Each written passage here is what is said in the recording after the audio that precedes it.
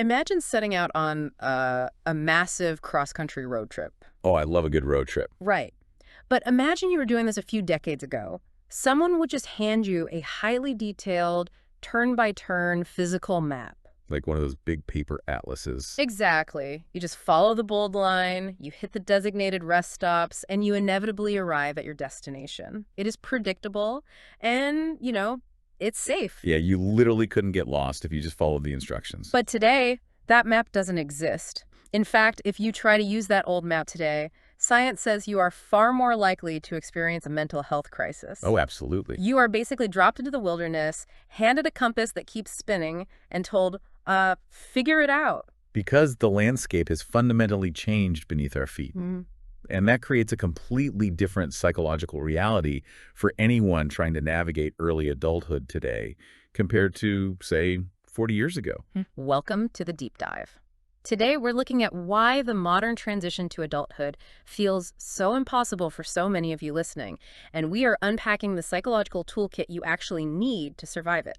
And we've got some fascinating data to go through today. We really do. We are pulling from a massive stack of research today, ranging from decades of demographic data on Australian family structures to global surveys on youth mental health. Right, like that King's College London survey. Yes, exactly. Plus an analysis of the millennial workforce, a systematic literature review on the quarter-life crisis, and finally, this cutting-edge psychological study that completely flips how we think about human resilience.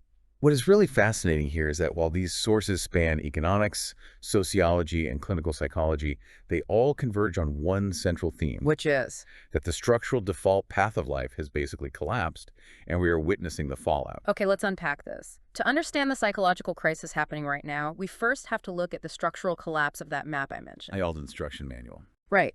And for that, we are looking at a major demographic study from the Australian Institute of Family Studies.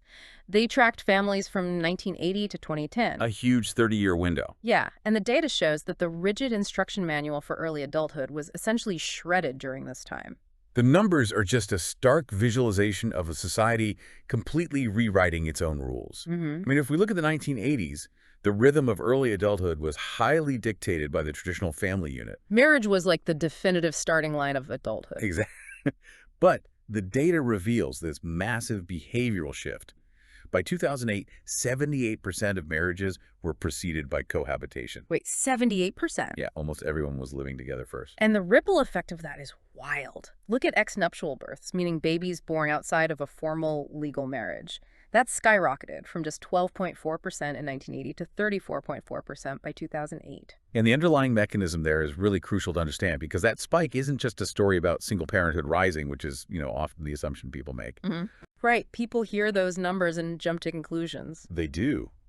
But the vast majority of that increase was driven by cohabiting couples who simply decided to have children without the formal institution of marriage. So the traditional sequence of life events, like first the wedding, then the house, then the baby. It was completely scrambled. Society just stopped waiting for the official stamp of approval. And it wasn't just the sequence of relationships either. It was the entire economic engine of the household that changed. Well, for sure. The age of first-time mothers pushed well into their early 30s, and at the exact same time, maternal employment, both full and part-time, jumped from 43% in 1981 to 63% by 2009. That is a massive leap in a relatively short time. It really is. Why do you think that happened so aggressively? Well, it was a perfect storm of economic necessity and social evolution. I mean, stagnant wages increasingly required dual-income households just to survive. Just to pay the bills. Right. But simultaneously, the doors to higher education swung wide open for women. In 1986, only 5% of couple mothers had post-school qualifications. By 2006, that jumped to 26%. Wow. And for lone mothers, it jumped from 5% to 14%. So you have a population that is drastically more educated, entering a workforce that genuinely demands their participation. Which permanently alters the power dynamics and the logistics of the home. Exactly. If we connect this to the bigger picture, these demographic shifts mean young adults are no longer stepping into predefined, inherited family roles. They aren't getting handed the script anymore. No. In the past, society essentially handed you a script. You followed the steps, and you were granted the status of an adult. But without that rigid script, young adults today are being forced to constantly negotiate and invent their own life structures from scratch. Every single day. Yeah. They have to decide when to move in, when to marry, who works, who stays home, and how to balance it all. It makes me think, growing up in the 1980s was like getting a prepackaged IKEA instruction manual for life. That is a great way to put it. You had the diagrams, you had the little pegs, and if you just followed the steps, you got a functional living room. But today, you just get a pile of wood, a saw, and a sticky note that says, "Good luck." And maybe some missing screws? Exactly. So if the home is no longer providing that rigid, predictable sense of identity and timeline, young adults had to find a new anchor somewhere else.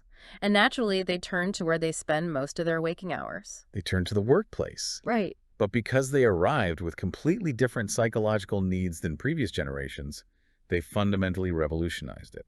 Which brings us to an in-depth analysis we have from TriSearch on the millennial workforce. Because that traditional family blueprint vanished, young adults shifted their entire search for identity, purpose, and flexibility to their careers. And the contrast with older generations here is really stark. Previously, a career was often viewed as a lifelong commitment to a single company. The gold watch at retirement. Exactly. The unspoken contract was loyalty in exchange for a pension and lifetime stability. But millennials entered a completely different economic reality, where that contract had, well, it had already been torn up. Yeah, the TriSearch data shows millennials average only 2 to 3 years per role. Which used to be unheard of. Right. And they actively prioritize work-life balance, and they literally evaluate potential employers on their environmental and social impact. They want to know the company stands for something. Exactly. The sources note they will often accept lower salaries to work for purpose-driven companies. They are demanding continuous learning, transparent communication, and flat hierarchies from leadership. They want to know why a decision is being made, not just what the decision is. I have to play devil's advocate here, though. Go for it. I get that the old contract is dead, but from a manager's perspective, isn't this incredibly disruptive? Like, older generations often label this job hopping and the demand for flat hierarchies as entitlement. Sure, you hear that a lot. Right, if I hire a 24-year-old, spend 6 months training them, and then they leave because they need to, find purpose or build their toolkit, how does an economy even function like that? Isn't there a point where we have to admit this behavior is just a lack of commitment? It is a totally fair frustration from an employer's point of view, honestly. But what the data shows is that companies are often looking at this backwards. So, This isn't entitlement. It is a highly rational survival strategy. okay, explain that. Digital native millennials and Gen Z right behind them, they approach careers as a portfolio of experiences. When you can no longer rely on a corporation to take care of you for 40 years, agility becomes your ultimate security. So the job hopping is essentially them building their own safety net because the corporate one disappeared. Precisely. They aren't rejecting work itself. They are rejecting command and control hierarchies that are just too brittle to adapt to rapid modern changes. They are trying to build that pile of wood you mentioned into something functional. And they realize they need a lot of different tools to do it. Staying in one place for 10 years doing the exact same thing is actually incredibly risky in today's economy. Wow, that completely flips the perspective. But I mean, constantly building and rebuilding your own life from scratch, both at home and at work, that has to take a massive toll on a person. It really does. Attempting to forge a completely custom path in every single aspect of your existence sounds incredibly exhausting. The structural pressure is immense. And that exhaustion is exactly what causes so many young adults to eventually hit a wall, sparking what researchers have identified as a generational mental health crisis. To understand this collision course, we are looking at 2 revealing sources today. First, a King's College London survey on youth mental health, and second, a systematic literature review on the quarter-life crisis. Let's start with the King's College survey. This one is fascinating. It really is, because what is striking is the absolute consensus. There is widespread agreement across all generations, from Gen Z all the way to baby boomers, that youth mental health is objectively worse today. Everyone agrees the house is on fire. They just wildly disagree on what started the fire. Right. The generational divide in the survey details is super eye-opening. Baby boomers, for instance, disproportionately blame increased drug and alcohol use for the decline in youth mental health. Which the researchers point out is factually incorrect. Exactly. Substance usage among youth is actually significantly down compared to previous decades. It's a phantom culprit. Meanwhile, millennials and Gen Z point directly to structural issues. They blame the crushing cost of living and drastically worse economic prospects. They are looking at the realities of the housing markets and inflation. Yeah. But there is also this fascinating nuance in the survey. 47% of people across the board think mental health problems were actually just as common in the past, but they're just better identified and labeled now. Like we finally have the vocabulary for something that's always been there. Exactly. And then, of course, there's the elephant in the room. Social media. Right. In the UK, 65% of the public blames social media for the mental health crisis. But the pushback from the younger demographic on that point is critical, isn't it? It is. Gen Z is actually the least likely demographic to hold the view that social media is the root cause. Because they actually grew up with it. Right, and they point out the genuine benefits of these platforms for self-expression and community building. From their perspective, older generations are just scapegoating smartphones to avoid talking about the broken economy. Here's where it gets really interesting. Look at the absolute irony of this situation. Society dismantled the predictable 1980s map. We expect young people to navigate a completely unpredictable, hyper-competitive economy, figure out their own family structures, and be their own safety nets. Which is a huge burden. It is. But then, when they naturally get anxious and overwhelmed by this monumental task, older generations blame them for lacking resilience or tell them they just spend too much time on TikTok. It is a profound disconnect. We have structurally removed the guardrails that provided security. And we are pathologizing the completely natural human stress response to that loss of security. Which perfectly sets the stage for the quarter-life crisis. It really does. The systematic literature review defines this quarter-life crisis as a period of intense turmoil hitting people in their 20s. And what surprised me is that it's driven by a chaotic mix of internal and external factors. Yeah, it hits from both sides. Internally, you have this deep anxiety, a desperate attempt to commit to a purpose, and intense self-reflection.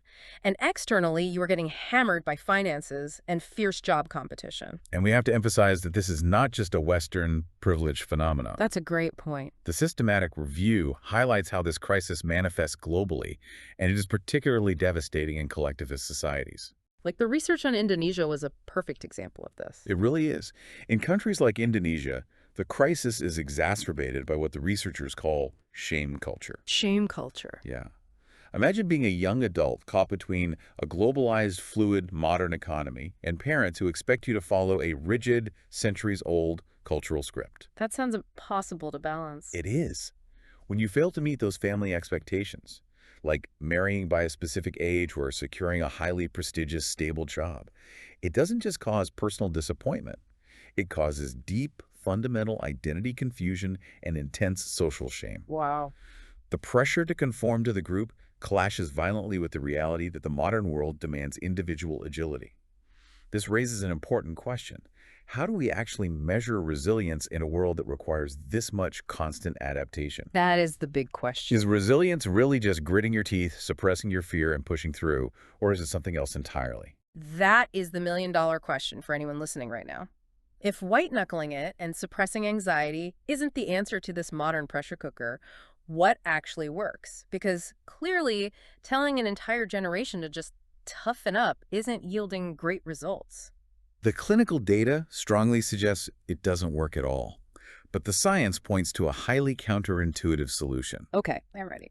It is a psychological framework called psychological flexibility. I want to spend some time on this PMC study on emotional reactivity because this completely flipped my understanding of what a healthy mind looks like. It's pretty groundbreaking stuff. Wait, so you're telling me that feeling absolutely devastated by a negative event or image is actually a sign of good mental health? Because that goes against everything we're taught about keeping it together. Oh, totally. We are conditioned to think that being mentally healthy means being calm, stoic, and unbothered. Society definitely equates mental health with emotional flatlining. But the researchers in this study challenge the idea that intense negative emotions are inherently a sign of pathology. How do they test that? To test this, they use something called the Dynamic Affective Reactivity Task, or DART. Okay, DART. Right. Participants were shown a series of images, some intensely pleasant, like a beautiful landscape, and some deeply disturbing or threatening. Sounds intense. It is. And as they watched, they had to continuously rate the intensity of their feelings. And what the data revealed blew my mind. The individuals who scored the highest in overall well-being and life satisfaction actually exhibited more intense emotional peak reactions to both the positive and the negative stimuli. Exactly. They feel things more strongly, not less. The researchers point out that mentally healthy people do not have blunted emotions. In clinical terms, blunted emotion is actually a classic marker of depression. Oh, wow. It is a state called emotional context insensitivity. Emotional context insensitivity. Yeah, when you suppress your emotional system so much that you don't feel the threat or the sadness of the bad things, you also lose the mechanical capacity to feel the joy and reward of the good things. Your whole system just goes numb. And the researchers proved that this intense feeling translates to actual better behavior using a second test called the Avatar Behavioral Task. Can you break down how that worked? Sure. So in the avatar task, participants controlled a digital character on a screen, Like a video game. exactly like a simple video game. The researchers found that the happier, more psychologically flexible people actively adjusted their behavior based on those intense feelings they were experiencing. So what did they do with the avatar? Well, because they felt the positive emotions so sharply, they moved their avatar much closer to the pleasant images to maximize the reward. Okay, that makes sense. And because they felt the negative emotions so deeply, they actively moved it further away from the unpleasant ones to protect themselves. Their strong feelings were rationally guiding their adaptive choices. Exactly. They weren't ignoring the threat or the reward. The intensity of the feeling was the exact thing that told them how to survive the environment. Synthesizing all this data completely changes the definition of resilience. True mental health isn't about staying perfectly calm in a chaotic world. Right. You actively want an emotional system that generates robust, context-appropriate signals. If your environment is economically threatening or structurally exhausting, you should feel anxious. It's a feature, not a bug. Exactly. That intense signal is what allows you to quickly mobilize, change your environment, and adapt to the threat.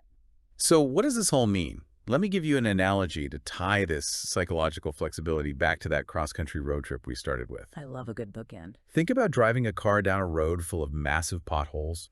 Emotional suppression, what society often calls toughening it out, is like replacing your car suspension with solid steel bars. Ouch. Right. You rigidly pretend the potholes aren't there, but every time you hit one, the impact violently shakes the entire car. You might look tough for a few miles, but eventually the chassis cracks under the unabsorbed stress. It is a guaranteed structural failure over a long enough timeline. But psychological flexibility is like having a high-performance shock absorber. You don't pretend the pothole isn't there. You feel the bump completely, instantly, and intensely. Right. The wheel plunges into the hole. But the system absorbs the energy and adjusts instantly. So the cabin stays level, and you don't veer off the road. You adapt, and you keep moving forward. And in a modern world where the old maps are gone and the road is nothing but unexpected potholes, that high-performance shock absorber is really the only reliable way to survive the trip. Which brings us to the end of our journey today. We have covered a massive amount of ground. We really have. We explored how the complete disappearance of the 1980s life blueprint left younger generations without a map, forcing them to completely redesign the workplace just to find some semblance of identity and security. We examined how the sheer exhaustion of building a custom life from scratch creates a quarter-life crisis, and how generational misunderstandings about the causes of this crisis only add unnecessary shame to the burden. And finally, we learned that the secret to surviving this chaotic modern transition isn't emotional numbness or stoicism. It is cultivating intense, adaptive psychological flexibility. Yeah. It is allowing yourself to feel the reality of your environment, the good and the bad, so your internal radar can actively help you navigate it. Which leaves us with one final, entirely new question for you to ponder long after you finish listening today. Lay it on us. We're currently pouring billions of dollars into developing artificial intelligence and algorithms designed to be perfectly calm, rational, compliant, and emotionally stoic. Right. But if human science proves that intense emotional reactivity is actually the ultimate survival tool for an unpredictable world, are we building artificial intelligence that is psychologically inflexible by design? Wow. And what happens when we rely on a stoic machine to navigate a world that requires deep feeling to survive? A spinning compass might just be pointing out a magnetic storm we are all ignoring. Thank you so much for joining us on this deep dive. As always, keep questioning the map and stay insanely curious.